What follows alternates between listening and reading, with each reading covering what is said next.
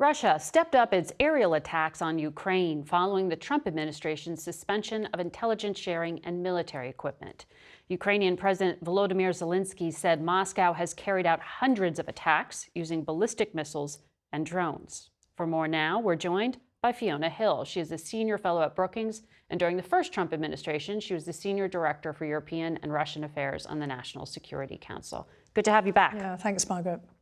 So, the U.S. pauses of lethal intelligence sharing, including targeting data for U.S.-provided weapons like HIMARS. We also know it extends to satellite imagery, which is no longer being shared with Ukraine. What's the practical impact of that and the military freeze? Well, I think we can see the impact. It's certainly, on the one hand, emboldened Russia to really step up the attacks. And it's also not just blindsided, but also partially blinded Ukraine. I mean, we heard from the previous segment that there's still some sharing with allies like the United Kingdom, of course, which is part of the Five Eyes sharing with the United States. But frankly, none of the other allies, including the UK, have the same access to satellite imagery as the United States does. So even if there is, some sharing, not much restrictions, there certainly has an impact. And frankly, I think it's going to be an impetus to other allies to start stepping up their own capabilities and questioning themselves about the virtues of sharing with the United States. I mean, this is a two-way street. We have to remember that other countries also share pretty vital information with the United States, even if the scale is not quite the same. Canada, the UK, Australia, among those who do so. You think they will essentially punish the US by not sharing intelligence? I'm not sure whether it's punishment, but it'll be a lot of questioning about what actually happens with this. Because if you're bundling together intelligence, and then effectively the United States is putting restrictions on that, was that pre-discussed with our Five Eyes allies, for example, or with other allies, particularly in the midst of basically a conflict that is, as we've heard over and over again, the largest land war in Europe since World War II. I mean, this is really unprecedented in terms of the actions of the United States in this regard, because it's not just affecting Ukraine. Again, it's having knock-on effects for all of our other allies who are directly affected, all of our European allies that are directly affected by this conflict.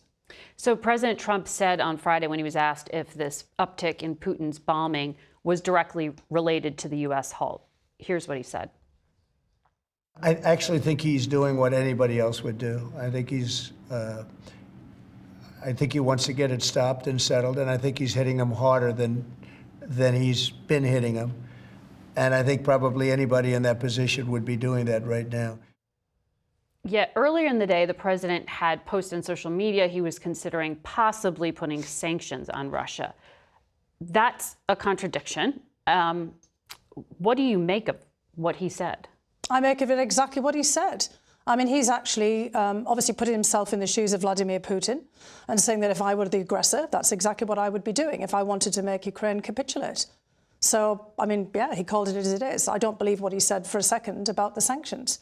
I believe more what he just said there in the Oval Office, sitting behind, the Resolute desk.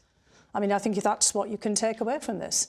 He believe the president when he says I think things. you should. Yeah, I mean, he's the president of the United States, and he made it crystal clear, I think. And he sees, obviously, the Ukrainians, and he said that in the Oval Office during the meeting with President Zelensky, that he sees them on the back foot as losing, and he's basically telling them that they have to capitulate. Very clear.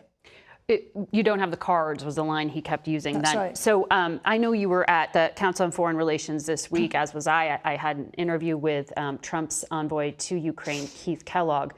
And when we were discussing the president's decision to cut off Ukraine, he said Ukrainians brought it on themselves. And the decision was like, quote, hitting a mule with a 2x4 across the nose. You got their attention. It's quite a statement, comparing our ally to a farm animal here that needed to be beaten. Do you think it was right to say the Ukrainian government, though, was just not getting it? Well, what they weren't getting is really what President Trump wanted directly from them, which was obviously to have President Zelensky make a personal agreement with him in the Oval Office in front of all the cameras to thank him profusely for all the aid that was already provided to Ukraine over successive administrations now, and basically to sign a deal on rare earths, minerals, and then basically leave immediately after that. And clearly, President Zelensky didn't really get that message. And I think there's a very important element here. in diplomacy, you really should not only be speaking in your native language. And I think that there was a lot of this was lost in translation. First of all, President Zelensky didn't fully understand that this agreement was just purely with President Trump. And you may remember, if we all go back and watch that, I watched it many times just to try to figure out exactly where things had gone wrong. There were multiple points. But there was one point when President Zelensky basically said, look, you know, we had deals with your previous presidents. Basically with Obama and Biden, and President Trump immediately dismissed all of that and basically said those deals were not worth the paper they were written on or the commitments that were made because they were weak and it wasn't me. And President Zelensky didn't quite follow all of this because, like the rest of our allies, he actually thinks that commitments made by the United States are supposed to hold over successive administrations. And what we learned there and what he learned there was that is not the case. You're essentially going to have to make a new commitment with President Trump. It's a personal commitment, and that was what he was being told, and he didn't fully understand. And I think in future, when the Ukrainians are meeting with the Americans, they ought to have translators with them, because as good as President Zelensky's English is, there's two things that he's missing there. He doesn't quite understand the way that President Trump operates, although I think he's probably got the message now, but he doesn't always understand the nuances. And I would also think that our side, on the United States side, could do with some interpretation as well, coming also from President Zelensky. So my advice to President Zelensky and to the team around President Trump is use interpreters. That's what they're there for. And your own government's interpreters. That's absolutely right. Your own government's interpreters, not, because you actually asked that question, whose interpreters were used, and General Keller couldn't answer the question. Right, for Steve Witkoff, who met with Putin for 3.5 hours. Correct. Europe seems to be taking these threats seriously and looking at an alternative to the American nuclear deterrent, an umbrella. Does that mean the transatlantic alliance is gone? Well, it doesn't mean that it's gone, but there's a bit of a kind of a one-sided attempt to rupture it here on the part of the United States. I was also at the Munich Security Conference. I heard Vice President Vance's speech. I was standing next to a couple of very prominent Europeans who were completely in shock.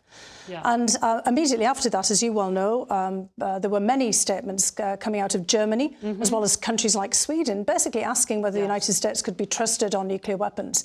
And we have to remember that Ukraine had nuclear weapons that it gave up. And they gave them up. That's correct. With the promise of a security guarantee that was not delivered on. Correct. Fiona Hill, thank you.